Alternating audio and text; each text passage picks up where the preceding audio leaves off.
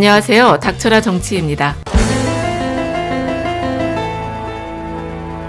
안철수 전 바미당 대표가 오늘 바른미래당을 탈당한다고 밝혔습니다.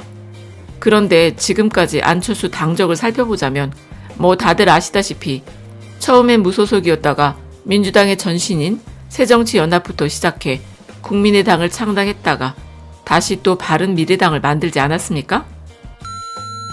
이번에 바미당을 탈당해 새로운 당을 만든다고 하니까 그다지 새로운 뉴스는 아니라는 거겠죠. 오죽했으면 안철수 별명이 당깨기 전문가 아닙니까? 당깨기 전문가. 물론 자신이 속해 있는 정당과 뜻이 맞지가 않으면 갈라설 수도 있는 일이죠.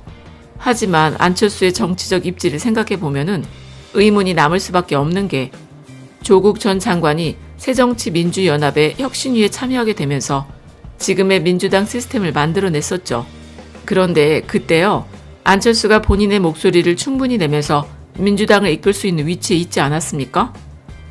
그러니까 조국 전 장관도 탑5에 출연해 민주당 내부에서 안철수가 자기의 의견을 밝힐 수 있는 위치에 있었는데도 전혀 목소리를 내지 않다가 결과에 대해선 반대하는 모습을 보이기만 하니까 이해할 수가 없다고 말하기도 했었죠.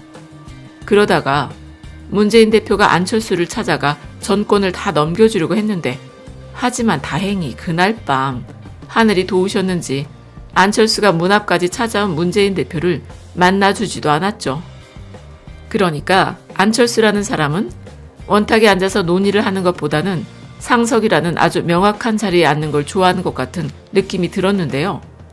어쨌든 그렇게 돼서 안철수는 민주당을 나왔고 국민의당을 만들게 됐는데 이 사람은 정당을 무슨 기업이라고 생각을 하는 것 같은 게 기업과 정당은 그 목표부터가 다른 것 아닙니까? 기업은 이윤 창출이 목적이니까 판단력이 좋은 한 사람의 리더가 결정하는 대로 잘 따라간다면 효율적일 때도 있겠죠.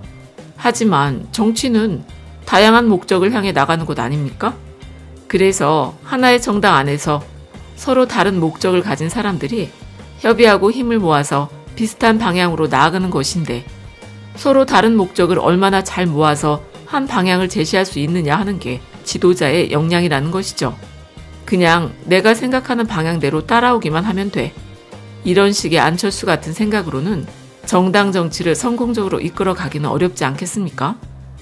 물론 김영삼 전 대통령이나 김대중 전 대통령께서 정치를 하시던 때처럼 1인 영수가 정당의 상징적인 인물이 될 수 있었던 시대라고 한다면 그런 일들이 가능할 수는 있겠죠.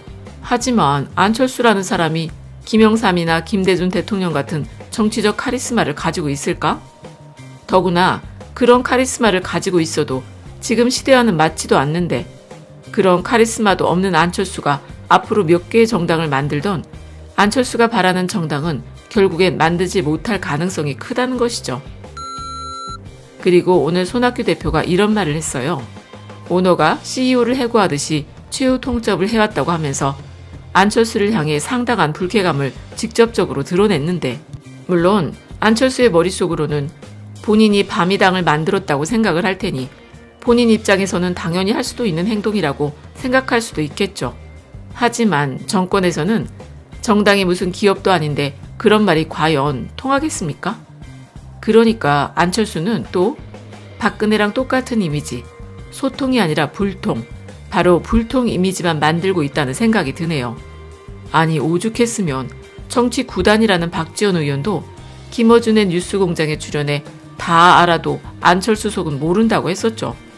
그러니까 이번에도 호남계 의원들이 나서서 손학규 바미당 대표와 안철수 사이 중재 역할을 하려고 했지만 안철수가 만나주지 않다가 결국엔 어제 손학규 대표를 만나고 나더니 당 재건의 꿈을 접었다고 하면서 탈당 선언을 했어요. 그리고는 국회에서 기자회견을 열고서 기성정당의 틀과 기성정치 질서의 관성으로는 우리에게 내일은 없다라고 하면서 자기 편만 챙기는 진영 정치를 실용 정치로 바꿔야 한다는 말을 했는데 아니 박근혜 탄핵 사태를 거치며 새로운 보수가 되겠다던 유승민하고요. 새로운 중도, 극단적인 중도를 만들겠다고 하지 않았습니까? 그래서 안철수와 유승민이 손잡고 만든 게 바른미래당이잖아. 그런데 유승민도 새로운 보수당을 만들겠다고 하면서 바미당을 떠났고, 안철수도 이제는 새로운 진보당을 만들어 본다며 탈당 선언을 했으니 도대체 안철수가 꿈꾸는 그 당은 언제 만들어지는 겁니까?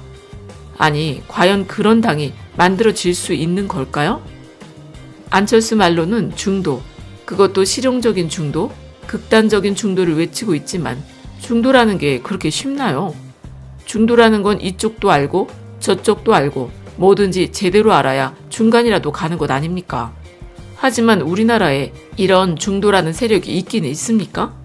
그냥 정치에 관심도 없고 자기 이익에 부합되는 것들만 찾아서 이리 기웃 저리 기웃, 그러면서 도덕이나 사회적 규칙을 중시하기는 하지만 제대로 뭐가 뭔지를 모른 채 정치에는 담을 쌓고 사니까 큰 사회적 이슈가 터지면 이쪽 저쪽을 선택해 가면서 자기가 무슨 대단한 중도층이라고 착각만 해대는 것이죠. 참고로 성경에도 선택을 하라고 했어요. 선택을. 예 아니면 아니요 라고. 그러니까 민주주의를 퍼뜨린 기독교에서도 중간이라는 입장은 없다는 것 아니겠습니까? 더구나 보수든 진보든 간에요. 선택의 순간이 된다면 이쪽이나 저쪽을 선택하는 것 아닌가? 그리고 선택의 순간은 늘 항상 존재하는 것 아닙니까? 아침에 일어날 때도 10분만 더 자야지, 1시간 일찍 일어나야지, 이렇게 눈 뜨는 시간부터 선택을 하면서 저녁에 퇴근해서 잠들 때까지 우리 인간들이라면 하루 종일 수만 번의 선택을 하면서 사는 인생이라는 것이죠. 하지만 정치에 관해서 자기와는 별 상관없는 일인 것 같으면 난 중도야 하면서 방관을 해대고 있는 건 그건 중도가 아니라 뭐가 뭔지 몰라서 선택을 해야 하는 상황인데도 아무것도 모르고 있으니 선택을 못하고 있을 뿐인 것 아니겠습니까? 게다가 사실 확인도 제대로 못하면 주변 사람들 말에 혹해서 그냥 우르르 몰려가는 군중심리에 푹 빠지기도 쉽겠죠.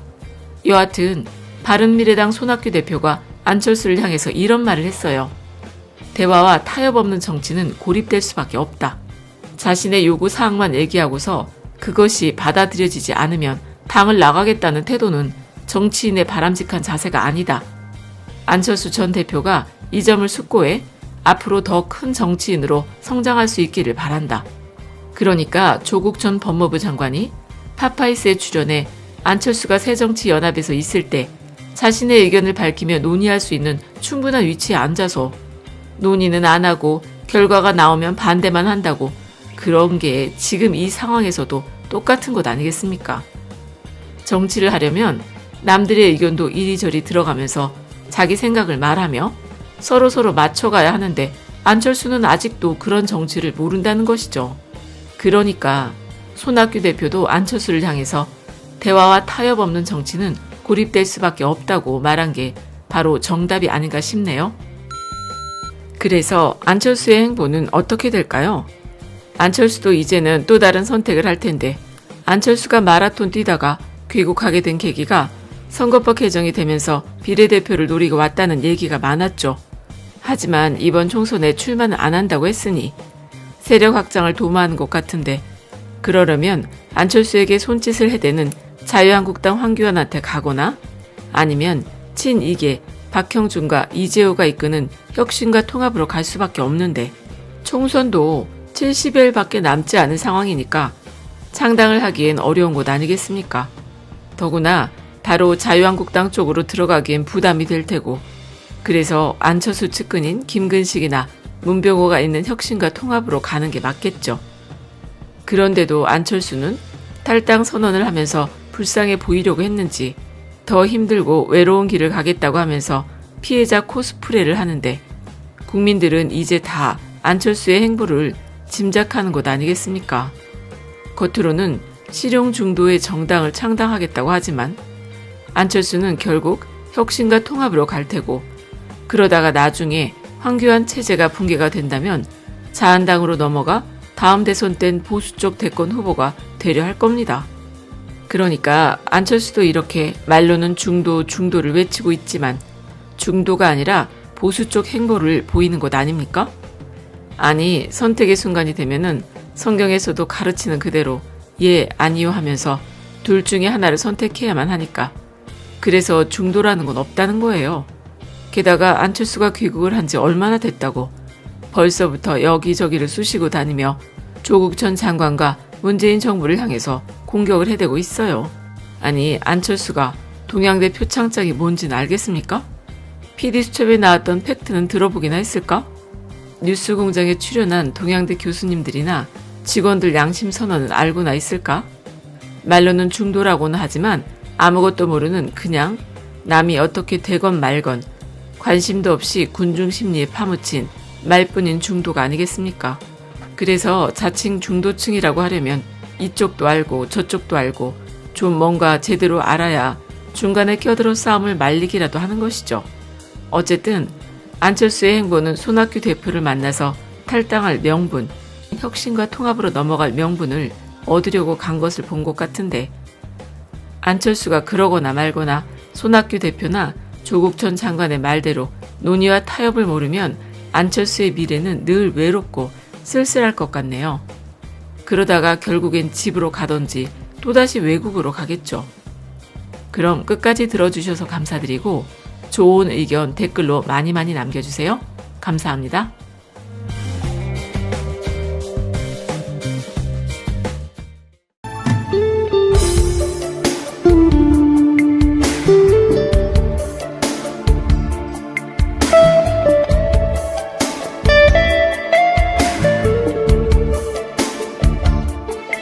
you